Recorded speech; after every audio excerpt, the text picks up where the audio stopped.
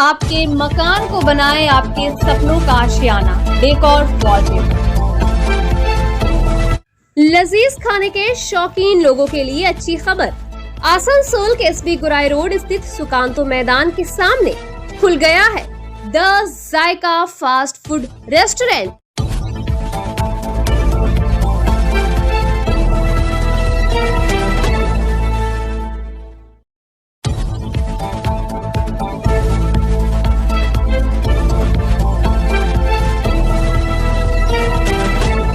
जनता को इन मुश्किल हालातों में राहत पहुंचाने के मकसद से RLK नर्सिंग होम में इलाज के खर्च में ECL के कनुस्तोरिया कोलियरी इलाके के अमृत नगर कोलियरी में शनिवार रात को नाइट शिफ्ट खत्म करके जब खदान श्रमिक खदान के नीचे से ऊपर आ रहे थे, तब तकनीकी खराबी के कारण लिफ्ट अचानक बीच में ही रुक गई, जिससे 20 श्रमिक खदान के नीचे ही अटक गए।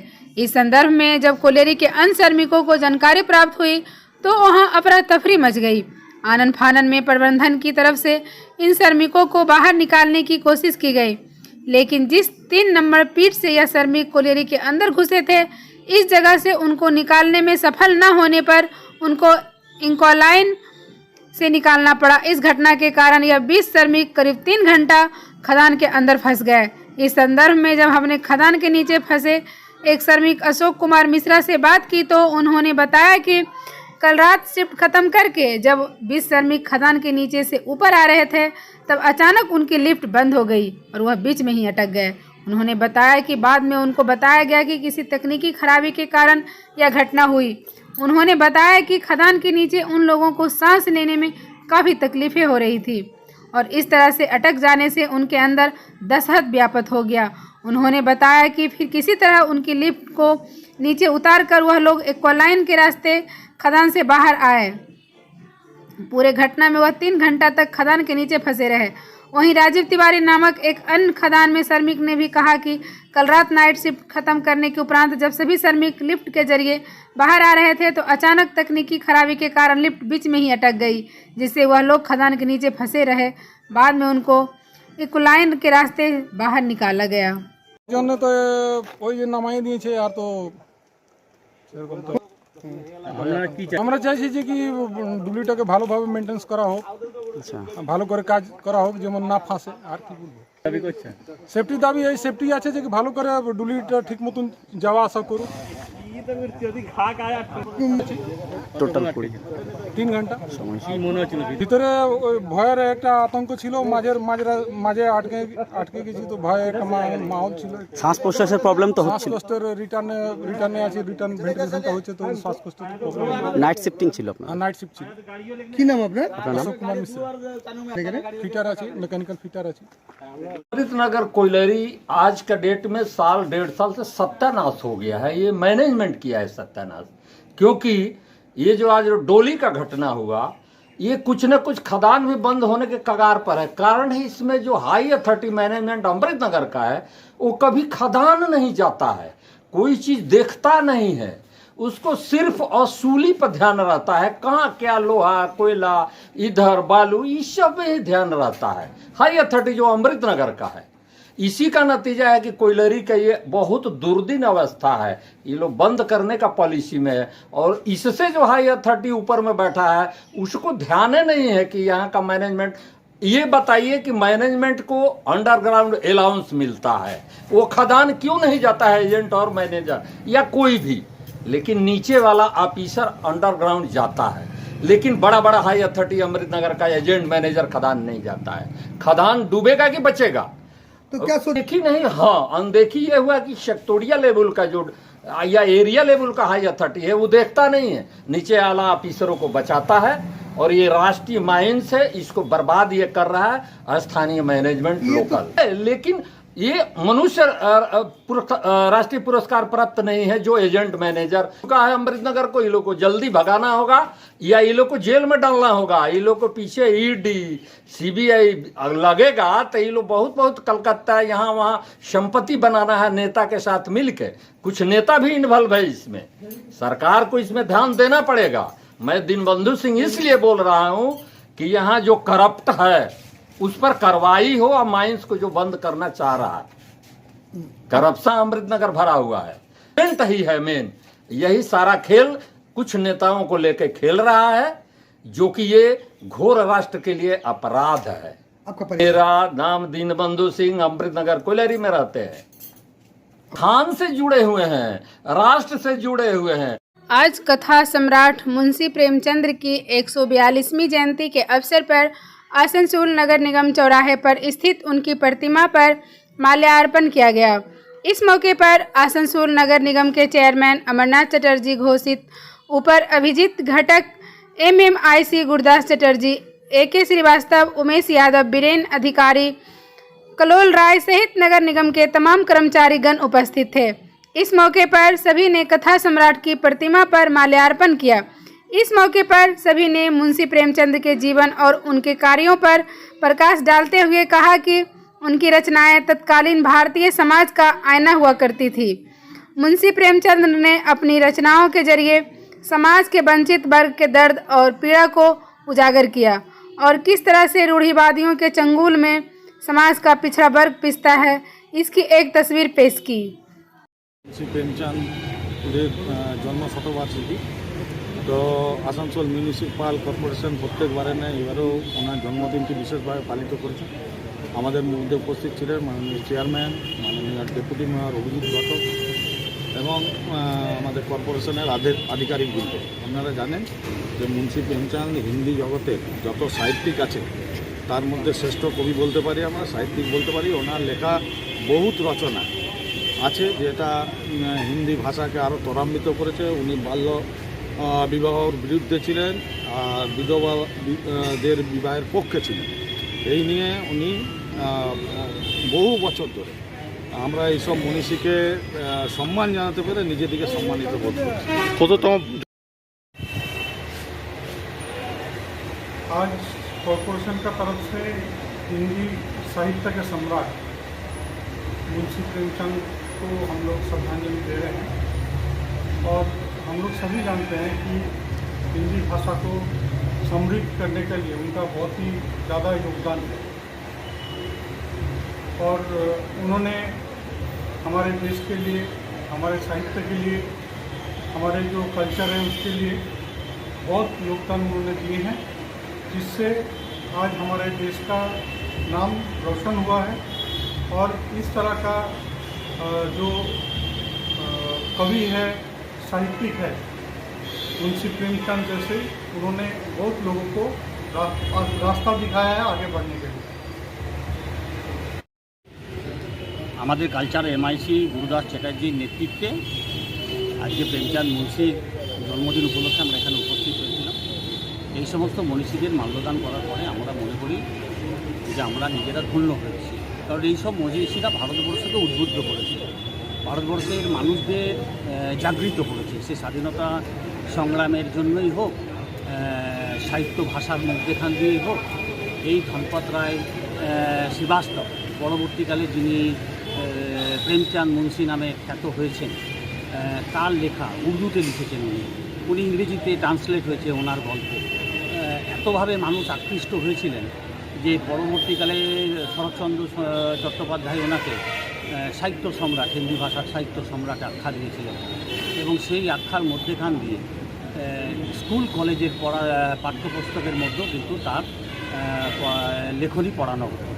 আমরা দেখেছি 1921 সালে তিনি সরকারি চাকরি ছেড়েছিলেন গান্ধীজির আহ্বানে এবং পরবর্তীকালে স্বাধীনতা সংগ্রামে তিনি নিজের জীবনকে নিয়োজিত করেছিলেন। একদিকে স্বাধীনতা সংগ্রামের লড়াই করেছেন, একদিকে লেখনীর মধ্যেখান দিয়ে ভারতবাসীকে উদ্বুদ্ধ করেছেন এবং একদিকে সামাজিকতার মধ্যেখানে মানুষজনকে, মেয়েদের সমাজকে কীভাবে উন্নত করা যায়, বাল্যবিবাহর কীভাবে বিরোধিতা করা যায়, সেই সমস্তর মধ্যেও নিজেকে নিয়োজিত করেছেন। আমরা ভাগ্যবান যে এই সমস্ত মনীষীদের জন্মদিন পালন করতে পারছি। रविवार को आसनसोल के एसवी गुराई रोड के किनारे स्थित विद्यासागर मैदान में ग्रीन हेवन नामक एक संस्था की तरफ से वृक्षारोपण किया गया। यहाँ संस्था के सदस्यों द्वारा 10 पौधे लगाए गए। इस मौके पर 84 नंबर वार्ड के पार्षद डॉक्टर देवाशीष सरकार विशेष रूप से उपस्थित थे। उन्होंने ग्रीन हेवन के सदस्यों के इस प्रयास की सराहना की और कहा कि आज के माहौल में इस तरह की पहल की आवश्यकता है। जिससे पर्यावरण को प्रदूषण से बचाया जा सके। वहीं संगठन के सचिव शांतनु दास ने कहा कि 2016 से संगठन इस तरह के कार्यक्रम करता आ रहा है। अब तक संगठन द्वारा लगभग 250 पौधे लगाए जा चुके हैं। उन्होंने कहा कि भविष्य में भी वह इस तरह के कार्यक्रम को जारी रखेंगे। शांतनु ने बताया कि वह सिर्फ पौधे लगाते ही नहीं बल्कि उन पौधों की देखरेख भी करते हैं। अब तक उनके द्वारा लगाए गए 80 पौधे बड़े वृक्षों में तब्दील हो चुके हैं। इस मौके पर शांतनु दास के अलावा पिनाकी मुखर्जी, कुणाल कांति मंडल, शोभन चटर्जी, उज्जवल दास आदि उपस्थित थे। আমরা আসানসোল গ্রিন হেভেন সোসাইটি থেকে বলছি। 2016 সালে 5ই জুন আমাদের গ্রিন হেভেন সোসাইটির জার্নি শুরু হয়। আমাদের সংগঠনের প্রথম থেকে উদ্দেশ্য ছিল বৃক্ষরোপণ। আপনারা সবাই জানেন আমাদের আসানসোল, দুর্গাপুর, রানীগঞ্জ শিল্পাঞ্চলে পরিবেশ দূষণ, বায়ু দূষণ, সমস্ত রকম দূষণের মাত্রা মারাত্মকভাবে বেড়ে চলেছে এবং তার মধ্যে সবথেকে যেটা ক্ষতি হচ্ছে যে বৃক্ষরোপণ তো হচ্ছে, কিন্তু যেগুলো আমাদের ঘরোয়া প্রজাতির গাছ যেগুলোকে আমরা ভুলতে চলেছি, তার মধ্যে শাল আছে, সেগুন আছে, মহুয়া আছে, অমলতাস, আমাদের এই অঞ্চলে অনেকে বানর লাঠি বলে, এবং নানা রকম সে সমস্ত ঘরোয়া প্রজাতির গাছ যেগুলো হারিয়ে যাচ্ছে। আমাদের গ্রিন হেভেন সোসাইটির তরফ থেকে সেই সমস্ত গাছগুলোকে বিগত 6 বছর ধরে আমরা রোপণ করছি এবং রোপণের সঙ্গে যেটা সবথেকে বেশি গুরুত্ব দেওয়া হয় গাছগুলো যেন সঠিকভাবে বেড়ে ওঠে এবং গাছগুলো যেন বেঁচে থাকে। আমাদের এখন পর্যন্ত 200-250 মতো গাছ লাগানো হয়েছে এবং প্রায় আমাদের গাছের বেঁচে থাকার সংখ্যা 80%, যাকে সার্ভাইভাল রেট বলে, এবং এইভাবেই আমরা আগামী দিনেও কাজ করতে চাই। এবং এই শিল্পাঞ্চলের সমস্ত মানুষের কাছে আমাদের নিবেদন যে আপনারা হয় আমাদের সংগঠনের মাধ্যমে এই বৃহত্তম পরিবেশ আন্দোলনের সঙ্গে যুক্ত হন, অথবা আপনারা নিজেদের ক্ষমতার মধ্যে থেকে সীমিতভাবে নিজেদের এলাকায় বৃক্ষরোপণ করুন এবং বৃক্ষরোপণের সময় অবশ্যই খেয়াল রাখবেন যেন আমাদের ঘরোয়া প্রজাতির গাছগুলো বেঁচে থাকে। শুধুমাত্র অর্নামেন্টাল প্ল্যান্টেশন পরিবেশের কিন্তু হয়তো তেমনভাবে লাভ দেবে না, যেগুলো আমাদের ঘরোয়া প্রজাতির যে গাছগুলো আমরা বললাম, তার সঙ্গে আম আছে, জাম আছে, বট আছে, অশ্বত্থ আছে। এই নিবেদন রেখেই আমরা আশা করি আগামী আজকে আমরা এখানে 10টির মতো গাছ লাগাচ্ছি। তার মধ্যে কিছু বিরল প্রজাতির গাছও রয়েছে, যার মধ্যে আমরা কুরচির নাম নেব। কুরচি একটা আয়ুর্বেদিক গাছ, ভেষজ গুণ সম্পন্ন।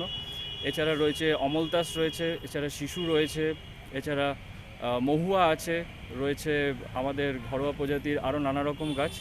তো আপনাদের সবাইকে আমাদের সংগঠনের তরফ থেকে এই বার্তা দিতে চাই যে আপনারা আগামী দিনগুলোতে আরও বেশি করে বৃক্ষরোপণ করুন এবং বৃক্ষরোপণই আমাদেরকে আগামী প্রজন্মকে সুস্থ এবং আরও বেশি করে সবল রাখবে এবং আমাদের নতুন প্রজন্মের জন্য সত্যিকারের একটা সুন্দর পৃথিবী গড়ে তুলবে।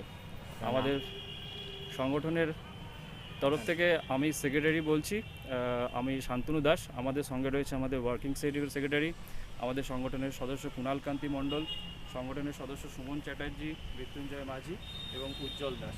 ওনারা গত 6 বছর ধরে নিরলস অক্লান্তভাবে পরিশ্রম করে চলেছে। গাছ লাগানো তো প্রচুর হয়, কিন্তু গাছ বাঁচানোর ব্যাপারটা সবথেকে বেশি গুরুত্ব দিচ্ছি। এই বার্তাই আমরা সবাইকে দিলাম আমাদের সংগঠন। আজ যে বৃক্ষরোপণ অভিযান হলো এই নিয়ে আপনার প্রতিক্রিয়া? আমাদের 84 নম্বর ওয়ার্ডে এটা রেগুলার চলছে এবং আসানসোল গ্রিন হেভেন খুব ভালোভাবে আমাদের সাহায্য করছে। ওরা ডিফারেন্ট জায়গায় ওরা সারা বছরই এই ধরনের প্লান্টেশন প্রোগ্রামস নিয়ে থাকে, আর অনেক ধরনের প্রোগ্রামস নিয়ে থাকে, যেমন ব্লাড ডোনেশন। তো গাছ লাগানোর এই ব্যাপারটা মানে রেগুলারই চলছে আমাদের ওয়ার্ডে। এর আগে 2-3 বার হয়ে গেছে অলরেডি এবং খুব শিগগিরই আমরা আরও ধরুন যে গাছ কর্পোরেশন থেকে দিয়েছে এবং আরও কিছু গাছ মাননীয় মন্ত্রী মহাশয় দিয়েছেন, মাননীয় মলয় ঘটক দিয়েছেন, সেগুলো আমরা ওয়ার্ডে লাগাবার ব্যবস্থা করছি। আপনি কি মেসেজ আপনি কি বার্তা দিতে চান মানুষকে এই গাছের? এটা দেখুন, গাছের অবস্থা এখন খুবই সঙ্গীন। আপনারা বুঝতে পারছেন যেভাবে নগরায়ন হচ্ছে, তাতে গাছ কেটে দিয়ে সবই পরিষ্কার হয়ে যাচ্ছে এখানে। আর পার্টিকুলার এই যে ওয়ার্ডটা দেখুন, এটা আসানসোল ইসমাইল গ্রাম ছিল, তো আজকে তো গ্রামের আর কিছু নেই। তো যতটা গাছ সংরক্ষণ করা যায় আমাদের ক্ষুদ্র চেষ্টা এটাই থাকবে, মানুষের মধ্যে একটা অ্যাওয়ারনেস ডেভেলপ করা যে গাছ দরকার, গাছ ছাড়া চলবে না। এটা দেখুন একটা বড় গাছ দেখুন এই সামনে রয়েছে, আমি জানি না এটার উপকারিতা কী বা কী গাছ, কিন্তু এটা কাটতে 15 মিনিট এনাফ। এখন যে ধরনের মেশিনাইজ টুলস এসে গেছে, কিন্তু এটা হতে 15 বছর লাগে। গাছ এমন একটা জিনিস যেটা আপনি কিন্তু ওভারনাইট তৈরি করতে পারেন না, এটাকে আগে থেকে আমাদের রিসার্ভটা তৈরি করে রাখতে হবে। সেই জন্য গাছ লাগানো দরকার, এটাই মানুষের কাছে মেসেজ দেওয়ার যে আপনারাও এটা এগিয়ে আসুন, আমাদের সাহায্য করুন, কারণ এটা তো একা কেউ পারবে না, সবাইকে মিলে। रविवार को आसनसोल के जीटी रोड के किनारे स्थित महावीर स्थान मंदिर परिसर में Lajpat Rai Mehra neurotherapy research and training institute द्वारा एक न्यूरोथेरेपी शिविर लगाया गया। यहाँ 40 लोगों का न्यूरोथेरेपी के जरिए मुफ्त इलाज किया गया। इस मौके पर न्यूरोथेरेपिस्ट डॉक्टर सुकुमार सिंह राय ने कहा कि आज इस शिविर के दौरान तकरीबन 40 लोगों का मुफ्त इलाज किया गया। उन्होंने कहा कि उनकी चिकित्सा पद्धति में ना तो दवा की ज़रूरत होती है और ना ही किसी मशीन की। भारतीय पारंपरिक तरीके से स्पैंडिलाइसिस लेकर हड्डियों के जटिल रोग, पेट की बीमारी सहित तमाम रोगों का इलाज किया जाता है। उन्होंने बताया कि वह दुर्गापुर से यहाँ आज शिविर के लिए आए हैं, लेकिन आसनसोल के मुर्गासोल में डॉक्टर रोनित पॉल की देखरेख में रोज मरीजों का इलाज किया जाता है। आज जो यहाँ पे ये नेचुरोपैथी किया जा रहा है, इसके बारे में जरा विस्तार से बताइए। ये न्यूरोथेरेपी ट्रीटमेंट है डॉक्टर एल मेहरा, लाजपत राय मेहरा का neurotherapy, without medicine, without instrument. कोई इंस्ट्रूमेंट हम लोग यूज़ नहीं करते हैं, कोई भी मेडिसिन नहीं यूज़ करते हैं। तो ये वैदिक पद्धति है, पूरा इंडियन पुराना पद्धति है, अपना पूरा इंडिया का ही है, भारतीय संपद है। ये नस को दबा के ट्रीटमेंट किया जाता है, एनी डिजीज़ का, कोई भी बीमारी का इलाज किया जाता है। तो ये एक्यूपंक्चर से कितना अलग है या क्या है? हाँ, एक्यूपंक्चर नहीं, एक्यूप्रेशर से थोड़ा बहुत मिलता जुलता है। इसमें क्या दवा की ज़रूरत नहीं? कोई दवा नहीं, कोई इंस्ट्रूमेंट नहीं, कोई मशीन का ज़रूरत नहीं है। एकदम गैस एसिडिटी से लेके हर बीमारी का ट्रीटमेंट होता है, हर बीमारी का पेशेंट आता है। जैसे आज कितने लोगों का ट्रीटमेंट किया? अभी लगभग 40 पेशेंट का हो गया है, 70 का बुकिंग है। अभी हम लोग है 2-2-2:30 बजे तक है। आप लोग क्या ये रेगुलर आप करते रहते हैं इस तरह? हम लोग का यहाँ सेंटर है मुर्गासोल में, पर्सनल न्यूरोथेरेपी सेंटर चलता है, और हम लोग हर महीना में सप्ताह में 2 करके कहीं भी फ्री का ट्रीटमेंट सेवा का काम करते हैं। आप लोग कितने दिनों से ये कर रहे हैं? ये हम लोग दुर्गापुर में चलता है, 25 साल से चलता है दुर्गापुर में। आसनसोल में भी शुरू हुआ है, 8-10 साल से चल रहा है। और कैसा रिस्पॉन्स रहा है? बहुत बढ़िया रिस्पॉन्स रहता है, बहुत बढ़िया चीज़ है। हम तो बोलेंगे आप लोग का किसी का भी कोई प्रॉब्लम है तो ट्रीटमेंट लेके देखिए, फिर बताइए क्या मज़ा है। शायद लेते हैं वो क्या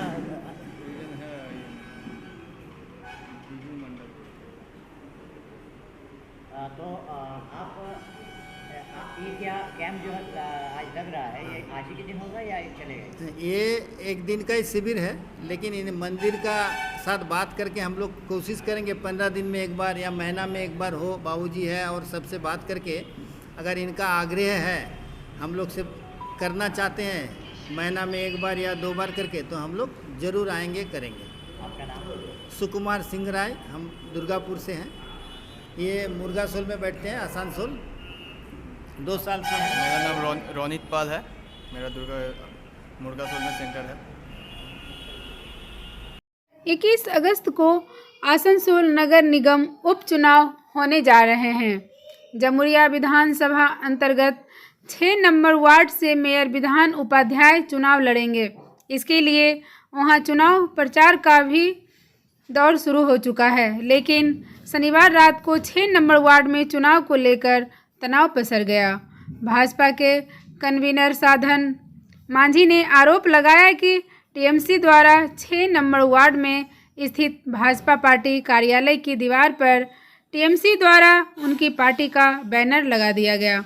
उन्होंने कहा कि बहुत पहले से ही टीएमसी इस जगह पर स्थित भाजपा पार्टी कार्यालय पर कब्जा करने की कोशिश कर रही है, लेकिन वह कामयाब नहीं हुए हैं। उन्होंने कहा कि इस तरह से भाजपा पार्टी कार्यालय की दीवार पर टीएमसी द्वारा बैनर लगाए जाने को वह किसी भी हाल में बर्दाश्त नहीं करेंगे। हालांकि इस संदर्भ में मेयर विधान उपाध्याय से जब सवाल पूछा गया तो उन्होंने कहा कि भाजपा का पार्टी कार्यालय जिस जगह पर है वह ईसीएल की जगह है और सरकारी ज़मीन पर पार्टी कार्यालय नहीं बनाया जा सकता। उन्होंने कहा कि टीएमसी बहुत जल्द इसे लेकर शिकायत दर्ज करेंगी। আমাদের অভিযোগ, আমরা দীর্ঘদিনের আজ 2021 সালের আগের থেকে আমাদের 6 নম্বর ওয়ার্ডে আমাদের একটা বিজেপি পার্টি অফিস আছে। বিজেপি পার্টি অফিসের মধ্যে আমাদের বাইরের এরা আগের অনেকবার চেষ্টা করেছে যে বিজেপির ঝান্ডা হাঁটাই পথে তৃণমূলের ঝান্ডা লাগানোর, কিন্তু ওরা অনেক চেষ্টা করার পরেও পারেনি। এবারে কিন্তু আবার বিধান উপাধ্যায় এখানকার 6 নম্বর ওয়ার্ড থেকে প্রার্থী হওয়ার পর ওরা 6 নম্বর আমাদের ওয়ার্ডে পার্টি অফিসের সামনে দেওয়ালের মধ্যে বিধান উপাধ্যায়ের আমাদের ব্যানার লাগিয়ে দিয়েছে। কিন্তু এই অন্যায় আমরা মানছি না, কোনোদিন মানতে পারবো না আর মানবও না। এই ব্যানার আমরা হাঁটিয়ে ছাড়বো। আমার পরিচয় সাধারণ মাঝি, জামুরিয়া বিধানসভার কনভেনার। একটা বিজেপি ওখানে পার্টি অফিসে একটা ব্যানারকে ঘিরে একটা বিক্ষোভ হয়েছিল, আপনাদের অভিযোগ করেছে বিজেপি যে ওদের পার্টি অফিসে তৃণমূলরা ব্যানার লাগিয়ে দিয়েছেন, কি বলছেন? সেটা আপনারা নিজে গিয়েও দেখতে পারেন, ওটা ইসিএলের জায়গা, সরকারি জায়গাতে কোনো পার্টি অফিস হয় না। এটার এগেনস্টে আমরা নিজেরা কমপ্লেন দিচ্ছি। একটা গ্রুপ ফটো প্লিজ।